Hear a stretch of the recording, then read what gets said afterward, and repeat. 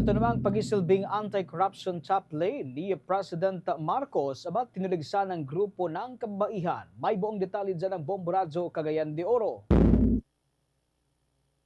Binatikos ng grupong Gabriela ang pag-aasa ni Pangulong Ferdinand Marcos Jr. bilang isang anti-corruption chaplain dahil para sa kanila, malinaw na siya mismo ang may pananagutan sa malawakang pagnanakaw sa pondo ng bayan. Ayon kay Fran Reyes, tagapagsalita ng Gabrielan Youth na nais ng mga kababaihang grupo na tuldukan na ang sistematikong korupsyon sa gobyerno kung saan ginagawang negosyo ang pondo ng mamamayan. Isa ito sa mga dahilan kung bakit mariing kinundina ng mga kababaihang estudyante sa Universidad ng Bayan ang pagkaantala ng konstruksyon ng mga pasilidad pang-akademiko na umanig kinurakot ng ilang kongresista, senador at mga tiwaling kontratista. Sa darating na Setyembre 21, inaasahang nagmamarcha sa lansangan ang mga estudyante upang ipahayag ang kanilang mariing pagtutol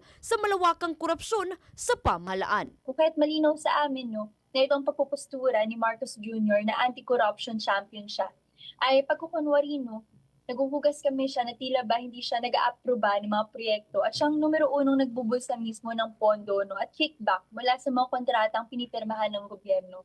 Kung kaya't malinaw sa atin itong usapin ng korupsyon para sa mga kabataang estudyante ay hindi bago sa kasalukuyang administrasyon. Ang pahayag ni Fran Reyes, tagapagsalita ng Gabriela Youth National. Mula Bombo Radio Cagayan de Oro, ito si Bombo Jane May Abulag and this is Bombo Radio Philippines, the #1 and most trusted source of news and information.